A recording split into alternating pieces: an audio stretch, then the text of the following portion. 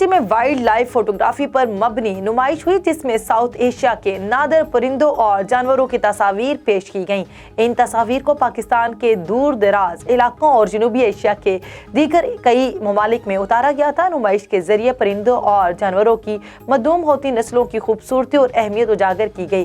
قدرتی ماحول اور وائلڈ لائف سے دلچسپی رکھنے والے افراد اس نمائش کو دیکھنے پہنچے اور تصاویر کو سراہا۔ یہ نمائش 25 جنوری تک کراچی کی مقامی آرٹ گیلری میں جاری رہے گی۔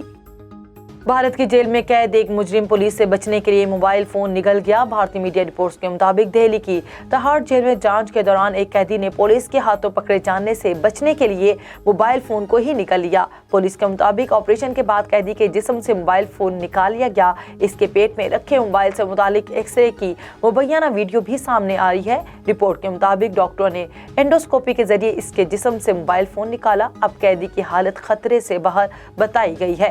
عہدیداروں کا کہنا ہے کہ قیدی کو مقامی ہسپتال منتقل کیا گیا اور بعد میں علاج کے لیے جی بی پنت ہسپتال ریفر کر دیا گیا۔ آپریشن کے بعد موبائل فون نکال لیا گیا اور قیدی کو ہسپتال سے ڈسچارج کر دیا گیا ہے۔